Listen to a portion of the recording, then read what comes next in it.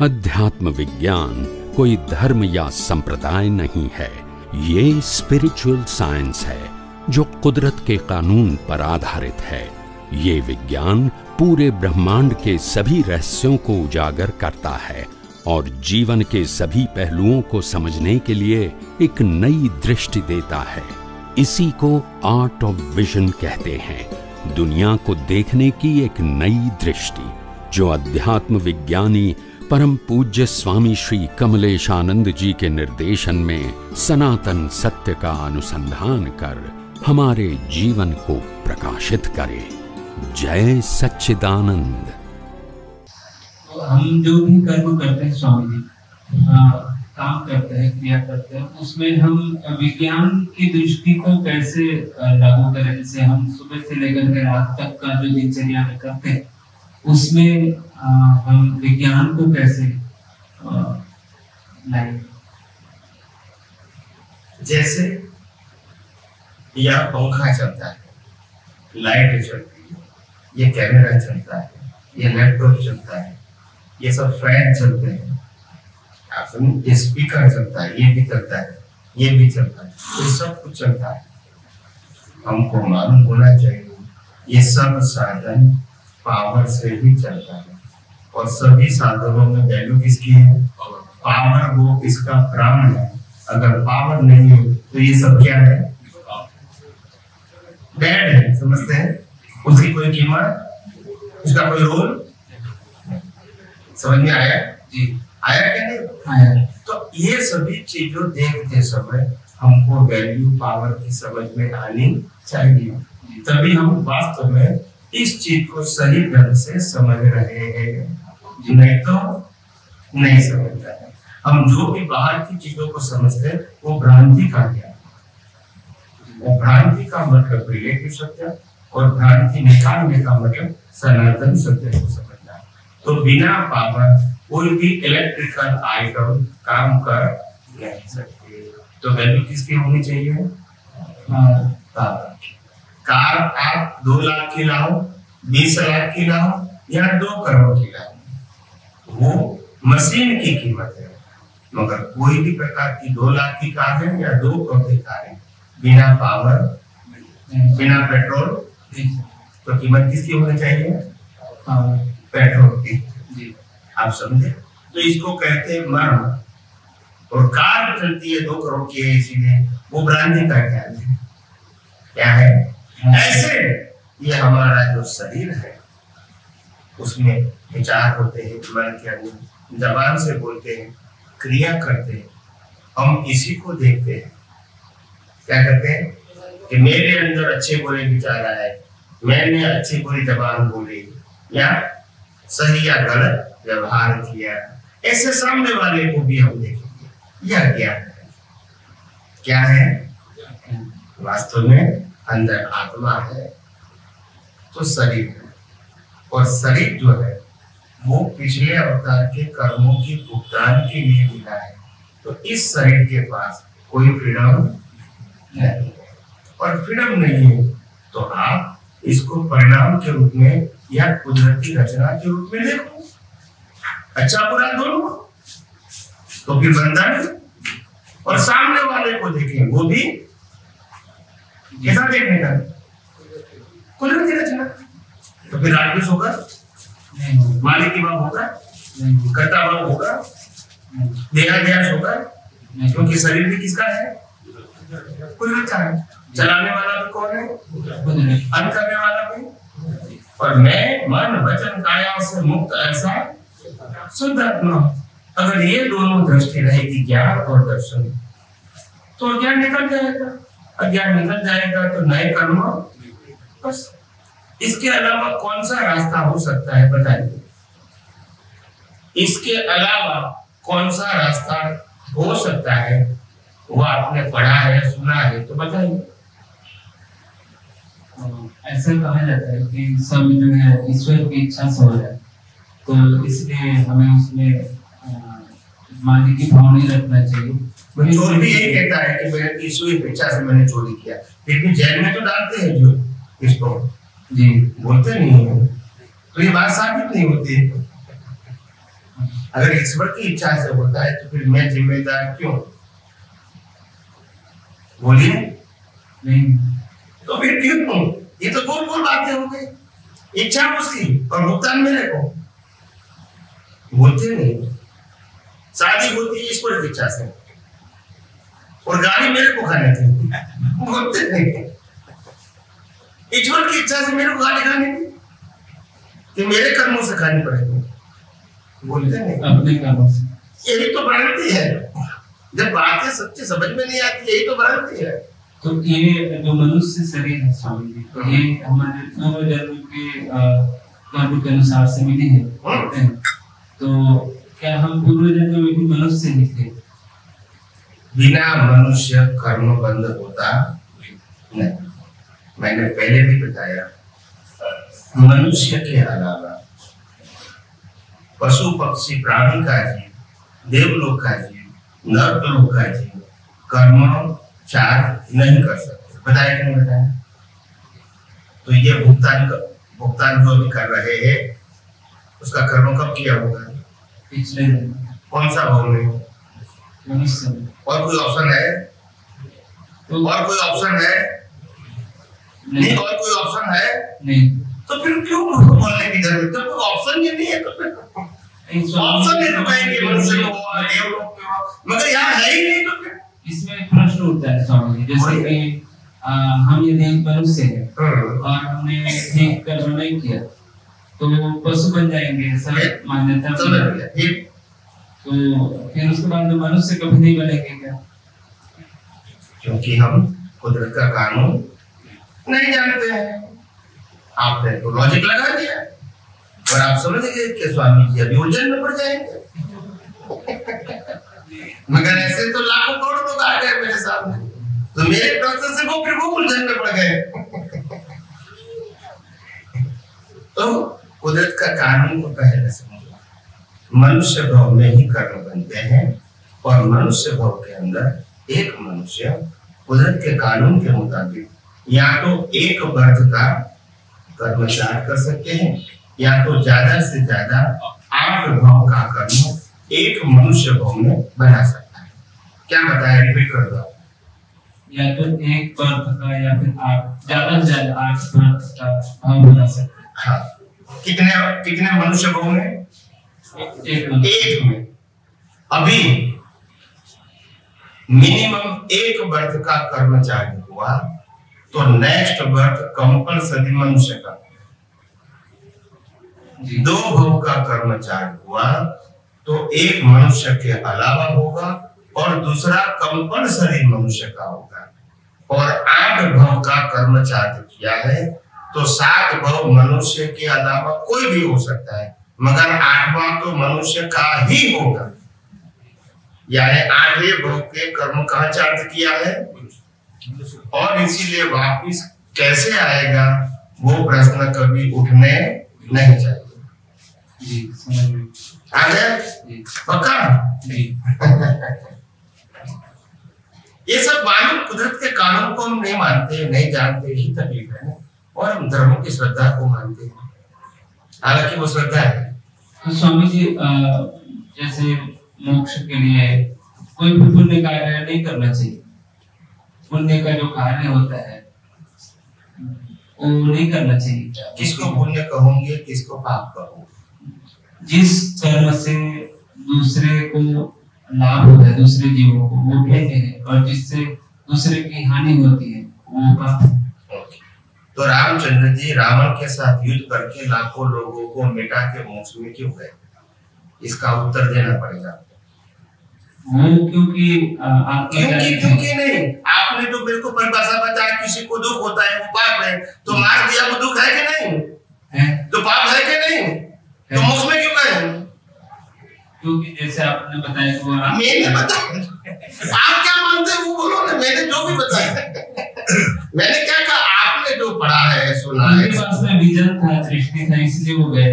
तो बात वही आ गई। तो मैं उसकी भी तो बात करता हूँ। दृष्टि होती है जब आपके पास सही ज्ञान होता है तो मर्म जन काय की अवस्था कुछ कर सकती, मगर आपके पास अज्ञान है तो वही मन वचन काया की अवस्थाओं में आप राग पेश करते रहोगे, नया जन्म बनाते रहोगे और जन्म बन के चक्कर चालू रहेंगे। सेंटर पॉइंट अज्ञान है, सेंटर पॉइंट मन वचन काया की क्रिया नहीं। कल भी मैंने कहा था, परसों भी कहा था कि मन वचन काया वो कर्मों के भुगतान का साधन मात्र है, वो कर्मों बनाने का साधन नहीं है। कर्म अज्ञान से बनते हैं, क्रिया से नहीं। बताया कि नहीं बताया था? कल भी बताया था, आज भी बताया था, परसों भी बताया था। स्वामी जी, एक और प्रश्न है कि जैसे कि एक बात याद रखो, मैं जो सिद्धांत बताता हूँ वो कभी मेरे मुखारबिंद से परिवर्तन नहीं होंगे। दुनिया माने या न माने वो मेरा सब्जेक्ट नहीं। मेरा काम सिद्धांत बताना है, श्रद्धा को बताना नहीं है। और वो सिद्धांत मेरा नहीं होगा, कुदरत का कानून। मेरा काम सनातन सत्य को बताना है, सांप्रदायिक सत्य, धार्मिक सत्य, सामाजिक सत्य बताना वो मेरा काम नहीं। वो बताने वाले बहुत है और मैं उसके पीछे कोई कंपटीशन में नहीं। स्वामी जी, राग और द्वेष से जो आत्मज्ञानी होते हैं वो राग और द्वेष से युक्त होकर के कार्य नहीं करते हैं क्या? राग द्वेष किसको कहते हैं वो हमको पहले समझना पड़ेगा। हम जिसको राग द्वेष मानते हैं वो भी सत्य है, नहीं भी हो सकते, क्योंकि हमारे पास तो बौद्धिक ज्ञान है, सैद्धांतिक ज्ञान नहीं है। आंखों देखा सत्य को हम सत्य मानते हैं, हालांकि इसको विनाशी सत्य कहते हैं। क्या बताया? विनाशी सत्य होता है। और दुनिया चलती है सनातन सत्य से, विनाशी सत्य से नहीं। समझ में आया? ये आंख और जो ये 5 ज्ञानेंद्रिय जो अनुभव करते हैं ये सब सत्य है मगर विनाशी जी। और दुनिया चलती है सनातन सत्य से, रिलेटिव सत्य से नहीं। समझ में आया? तो कुदरत का कानून सनातन सत्य से चलता है, रिलेटिव सत्य से नहीं। और हम ये 5 इंद्रियों से जो अनुभव करते हैं वो तो विनाशी सत्य है, रिलेटिव सत्य है, वो कानून नहीं है। हम मानते हैं मगर कानून नहीं। समझ में आया? तो कानून को समझना वो जरूरी है, रिलेटिव सत्य को समझना जरूरी नहीं। और अगर वो समझने के लिए जाओगे तो लाखों अवतार फेल होने के बाद भी सनातन सत्य को नहीं समझ पाओगे। समझ में आया? समझ में आया? क्योंकि व्यवहार सत्य ही तो अज्ञान की जड़ है और व्यवहार सत्य को ही दृष्टि में से मिटाना है। किसमें से? दृष्टि में से। फिर व्यवहार में से मत मिटाना। मैं कहूं अलग और वो समझे अलग। आप समझे? मैंने दृष्टि से मिटा रखा, वो व्यवहार से मिटा देंगे। समझिए? आज समझ में आया? व्यवहार से नहीं मिटाना है, दृष्टि में से। ये मेरे भाई है, ये मेरी बहन है, ये मेरे पिता है, ये मेरी माता है, ये मेरी पत्नी है, ये मेरा परिवार है। ये व्यवहार सत्य है या सनातन सत्य? ये व्यवहार वो दृष्टि में रहेगा। किसमें से मिटा है? दृष्टि में। क्योंकि ये सब कुदरत ने इस शरीर को कर्मों के भुगतान के लिए दिया है, ये सब परिवार। और जैसे जैसे संजोग आएंगे वो सुख और दुख का व्यवहार करके चले जाएंगे। तो वो सनातन सत्य नहीं है, विनाशी सत्य है। माता पिता भी चले जाएंगे, भाई बहन भी चले जाएंगे, पति पत्नी भी चले जाएंगे। समझ में आया? तो वो सत्य जरूर है मगर कैसा सत्य है? विनाशी सत्य, रिलेटिव सत्य या व्यवहार सत्य। तो व्यवहार सत्य उसमें सिद्धांत नहीं होता। सिद्धांत किसमें होता है? सनातन सत्य। इसको कहते हैं कुदरत का जो सबके लिए एक है। तो हमें जैसे कि हम अक्सर मन में योजना बनाते हैं कुछ आगे के लिए, और कुछ सोचते हैं, कल्पनाएं करते हैं, भविष्य के बारे में सोचते हैं कि ऐसे ऐसे करना है क्या करके। तो ये सब चीज हमें नहीं करना चाहिए। कैसे? पहली बात ये है, आपका जो मैंने कल भी कहा था, आज सुबह भी कहा था, आपका प्रश्न बार बार जो मन वचन काया जन्म से मौत तक उनकी अब सभी अवस्था कुदरती रचना है, उसके बारे में ही आपका प्रश्न है। यस और नो? यस और नो पहले बताइए। जो कुदरती रचना है उसमें हमारा कंट्रोल है? नहीं। हो सकता है? नहीं हो सकता। बात करने से क्या मतलब? स्वामी जी जैसे कि हम कोई आप कहते हैं प्लानिंग करूंगा तो करूंगा न करूंगा, वे प्लानिंग करोगे न करोगे ये प्रकृति की बात है, और प्रकृति को प्लानिंग करना न करना वो कुदरत के कामों की बात है। उसके बारे में हम सोचेंगे, उसी का नाम अज्ञान है। बिना प्लानिंग के फिर तो कार्य ही नहीं हो पाता है। मगर किसको करना है? आत्मा को करना है? नहीं, प्रकृति को। जी। प्रकृति को क्यों करना है? क्योंकि उसका कार्य करना। तो संजोग लेकर नहीं आए हैं? आए। तो फिर राम ने प्लानिंग नहीं किया था, वो हिरण को पकड़ने के लिए, और सीता चली गई, ये तो प्लानिंग ही था ना। जी। बोलते नहीं है। कृष्ण भगवान प्लानिंग नहीं किया था कि मैं दुर्योधन को समझा दूं कि ये उनको कम से कम 5 दाम दे दो तो भी हम युद्ध, तो प्लानिंग नहीं था, तो फेल नहीं हुए। बोलते नहीं है। तो प्लानिंग किसका चलता है? हमारा चलेगा या कुदरत का? हम करें या न करें क्या फर्क होगा? कुदरत जो करवाएगी वो ही हमको करना पड़ेगा। ये मन वचन काया के जो जीवन है उसमें प्लानिंग कुदरत का चलता है। हम मानते हैं कि हम प्लानिंग करते हैं, समझ में आया? मानते हैं क्या करें, मगर वास्तव में ऐसा एक सामान्य सी चीज स्वामी जी आपने एक सामान्य बात समझी थी। हाँ। कि भी उन्होंने मेरे लिए बताया, आपने सत्संग सुना, उसके बाद आपको यहाँ आने का मन हुआ, आप समझे जी, और आप यहाँ आए। क्या ये सब संजोग नहीं है? क्या आपकी प्लानिंग से हुआ? नहीं। अगर आप प्लानिंग करके आते हैं तो बहुत सारे लोग देश विदेश में ऐसे हैं, मेरे को मिलना चाहते हैं, नहीं आ सकते। क्यों? अगर वो प्लानिंग करते तो आ सकते थे जी। ऐसा किसी के पास फ्रीडम नहीं है। कुदरत का कानून और कुदरत का प्लानिंग चलेगा। आप प्लानिंग कर सकते हैं, सफलता निष्फलता कुदरत के कानून के ऊपर आधारित है, हमारे पर आधारित। करना चाहे तो करो, मगर सफल हो गए कि नहीं वो हमको नहीं। आप समझे कि नहीं समझे? जी। हर व्यक्ति प्रयास करते करे। राम ने भी किया था, कृष्ण ने भी किया था, महावीर ने भी किया था। सबको सफलता मिली जरूरी नहीं है। जी। हम भी कर सकते हैं। पूछने का मतलब मेरा ये था कि हम जो है कार्य करते हैं जीवन में, दिनचर्या में, अभी क्या सब्जी बनना है, क्या करना है, क्या करके एक सामान्य चीज के लिए, क्योंकि हम कोई भी कार्य करते हैं तो उसमें प्लानिंग तो करना पड़ता है, तब जाकर हो पाता है। तो क्या हमें प्लानिंग ही नहीं करना चाहिए, ऐसा मैं पूछ रहा था, या फिर उसको प्रकृति के ऊपर में, सहयोग के ऊपर में छोड़ देना चाहिए? आपने कहा कि ये खाने पीने शॉपिंग की चीजें या होम अप्लायंसेस के लिए प्लानिंग करना पड़ता है या नहीं करना पड़ता है, ये प्रकृति का काम है और प्रकृति अपने संजोगों के मुताबिक सोचेगी। करना चाहे तो करेगी, हो भी सकता है, नहीं भी हो सकता, मगर ये सब्जेक्ट हमारा नहीं। समझ में आया? जी। हमारा नहीं।